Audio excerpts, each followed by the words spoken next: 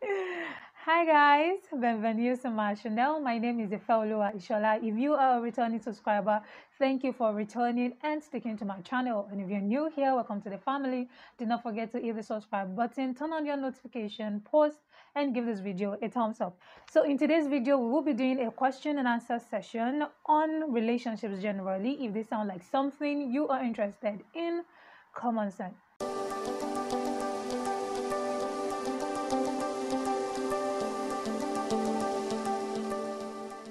All right, guys. So, sometimes last month, I really cannot remember, but then I made a video on how to know the right one for you. I think I'll put the link somewhere here for you to watch it.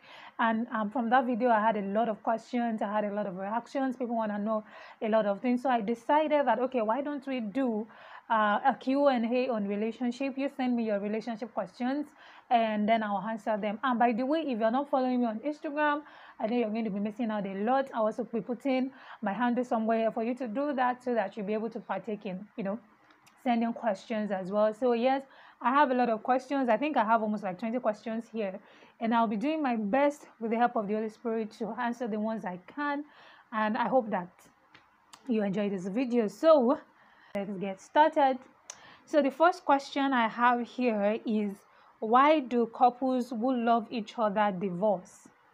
Well, I'm going to say there are a couple of many reasons why couples divorce. Some people divorce based on sexual assault, physical assault, some based on irreconcilable differences, and a lot of things. But what my Bible tells me is that the only grounds where divorce is allowed is the grounds of infidelity. Okay, and I've seen couples that even had gone through that road of infidelity coming out strong and getting better. We have couples that love each other and they decide to divorce. Well, I feel like the reasons are best known to them.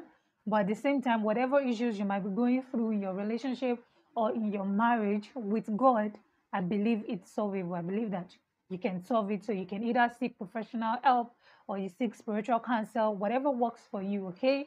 Because as he said here, he said couples will love each other. That means the love is still there. So try to work something out, you understand? Now, the second question says that what causes depression in relationships? There are reasons why people get depressed in their relationships. Some not holding up to who they are. Some are not just happy with what they are into. Some are not probably seeing whatever it is that they envisage. Now, for whatever reason it is that you might be depressed about, I would suggest that you seek help. You understand? Seek help from the spiritual fathers, people you respect, professional counsels, for them to be able to put you through whatever it is that is making you depressed.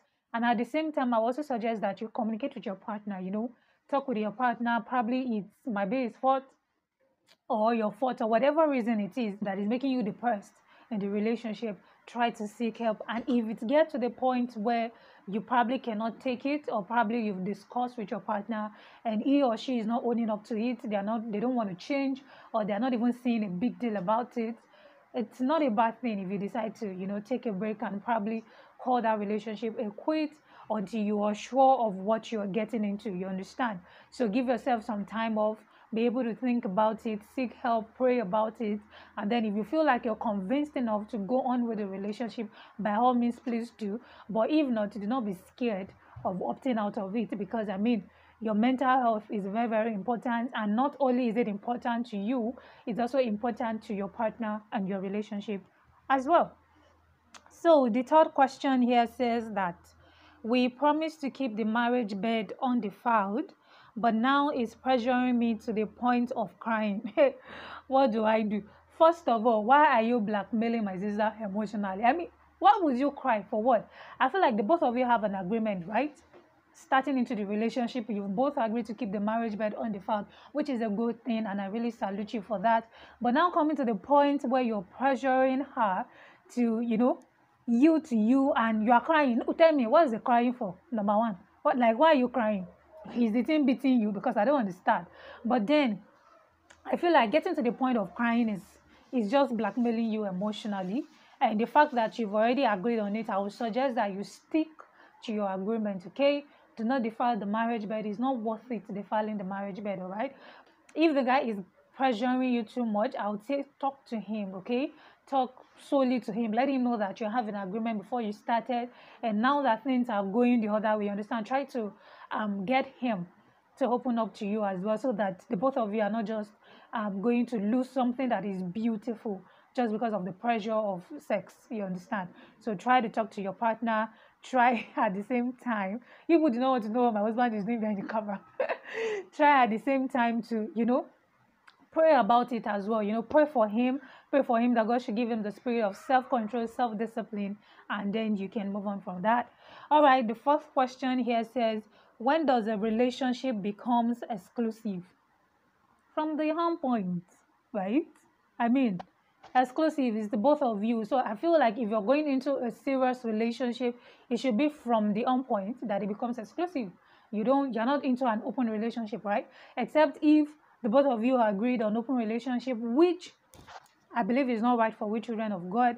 But if the both of you have agree on open relationship and now you want to make it exclusive, I'm sure that means you've come to the point where you are convinced enough that this is the person you want to stick with.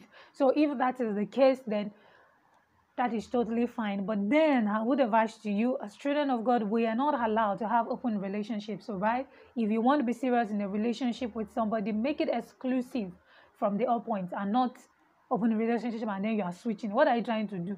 Like you're trying to be a gabagebi. All right, the next question says that, how do you opt out of a relationship? Walk out. I know this is hard, you understand? It's not easy working out of a relationship, and for you to have asked me this question, I believe that this person must have thought about a lot of things, been able to juggle between their convictions and whatever it is, and for you to arrive at this point where you want to walk out of the relationship, I'm not judging you, but all I'm going to say is, do not just hop and leave, you understand? Try to settle things responsibly. Call your partner, let them know the reasons why you're done with the relationship, for them to have a closure, you understand? And at the same time, probably to help them build a better relationship with somebody else. I do not think it's responsible enough for you to just write a note or probably send him a text message. I believe the both of you have come a long way. You have, that there should be this sense of how am I going to say it? Like a privilege, you understand? So sit down, talk to your partner. And another thing I would say is, when you want to do this kind of a thing, do not do it in an closed area, okay? Do it in an open field. The garden will be a perfect place for you to explain things so that it doesn't get out of hand, you understand? The next question says that, he hit me once and apologized profusely, but I'm still scared of him. Should I walk out? Well, I would say you and you alone can make that decision if you want to work out or not. Yes, he hit you once and he has apologized. And I love the fact that you use the word profusely. There's difference between you begging somebody consistently and being sincere about it, all right? You've been in a relationship with this person. I don't know how many years you guys have come. I don't know how many months. And I believe that you are in the best position to know the kind of person you have. So scared of him, I understand where that part might be coming from. Somebody that you never saw that from him, you never expected, and things like that. I understand that. Now, he begging and all those things, it might get to a point. Now, this is not to support physical violence. I cannot tolerate physical violence with any violence. I cannot tolerate physical violence, you understand? But at the same time, I believe you're in the best position to determine whether you want to work out or not. If you feel like you cannot stay with this guy because probably he's showing the other signs, shouting at you, trying to, shock you, you understand? And those things like that, I would say, okay, he's already exhibiting signs that when you marry, he will beat heaven and hell out of you. But if it was just an honest mistake, he owned up to his mistake and he apologized, and you're seeing changes about it, well, I feel like you can give him a second chance. And if you try it the second time, sister, pack that bag and go. Okay? The next question says that, I am married and my husband wants us to try crazy sex styles that I'm not comfortable with. What do I do? Let me stop. Well, for this question, I would love to read 1 Peter 3:7-8, talking about how the husband should honor his wife, respect her, and at the same time be sure that whatever it is you're doing with her is something that she's comfortable with. Now that's my keyword. You're not comfortable with it. Have you communicated it to your husband? Because sometimes we ladies might not talk to these men that probably we're not comfortable with these styles, or we're not comfortable with this, or we're not comfortable with that, under the guise that he owns my body, I own his body. So whatever he wants to do with my body, he has the control over it. You understand? Okay, but at the same time, you need to communicate with him. This styles you're not comfortable with him, let him know about it. Okay, marriage is about compromise. You understand? The fact that he has a fantasy that you are not buying into, he should be able to compromise for you as his love, as his wife. You understand? And either tone his fantasy down a bit to something that you are comfortable with, or if you are comfortable, to like compromise and allowing him have his fun, if you understand what I mean. But whatever it is, I want the both of you to sit down and talk about it. I want the both of you to be sincere with each other. You understand? I know you're the wife, you're trying to please your husband so he doesn't look out, right? Is that not what it is? Auntie, if we look out, if we look out. But my own is just that. Talk with him or talk to him. Talk with him, you understand? Discuss, communicate with him. Okay, this is something I'm not cool with. And then probably you people were able to find a common ground, you understand? Or you'll be able to find an equilibrium point that the both of you can meet. Okay? But then it is well with you, my sister. One love. Okay, the next question says, my boyfriend is super older than I am, and he complains about me calling him by name. When I discussed this question with my husband, do you know what he said? He said, give honor to whom honor is due.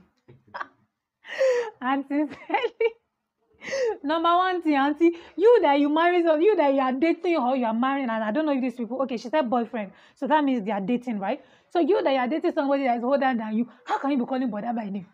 Number one thing. And then number two, uncle, you that you don't want somebody to call you by name, why not look for somebody that is of your age gap? You understand? Because see, when it comes to honorifics in relationship, I think I'm going to do a different video on that. But then when it comes to honorifics in relationship, is whatever works for the both of you. Okay. Now, if this guy is saying he wants you to be calling him Boda or be putting Mr. in front of his name, and you're not cool with it, let him know. And if you're cool with it, well, I do not think there's anything bad to me. See, I'm a Yoruba person, okay? But what I'm saying is the both of you have to agree on whatever it is that will work best for you. And I think one easy way for you to like find an easy way out of this thing, or for the both of you to find a common ground, is to have a pet name for him. You understand? Sweetheart, honey, whatever pet name that you know works with him, you can use that for him. And at the same time, you might probably want to try to communicate in English more, so that, you know, English does not have respect. You understand? Another question says that my husband likes to use words that I'm not comfortable with, like ode, mumu, etc. And when I complain about it, he says I'm too uptight. First of all, you even use oga. And now your oga did not want something. Is it not your oga? You don't have any choice. I'm kidding, I'm kidding. Calm down. Now, talking about these things, he complains you are too uptight. There's something I believe that your kind will attract your kind. I don't know if you understand me. Now, if you're somebody who doesn't like to use the profane words, and then you have somebody that uses it, you might either try to get used to it, or your boyfriend gets used to using sweet names for you. Now, there are things that have become normal in this dispensation that doesn't sit well with a lot of us. Now, in my own home, my husband cannot call me that, okay? He doesn't refer to me like that. Why? Even in as much as people think that using that kind of words is being playful with their partner, is being themselves or something, I do not agree with it. Because I just feel profane words are profane words. You don't use it for your partner out of respect, and you don't use it out of them because, of course, you value them, right? But at the same time, if he's complaining that you're too uptight, that one is, you pass me. Or please let me know in the comment section if you are in this shoe, or you've once been in this shoe. What do you think she can do? For me, I feel like if it's something that you can, you know, gradually start to change about it, because you do not expect that it will just change overnight, right? Since this is something he's probably used to. So if it is something you can be patient enough and turn around enough for him to, you know, change gradually, then I would say work on it for him. And if it is something that you cannot just take, and but that you do not want to hear, Bye bye too. If you feel like it's something you can't take and brother does not want to agree, you know what to do, my people. We move. All right, the next question says, how long is an ideal courtship?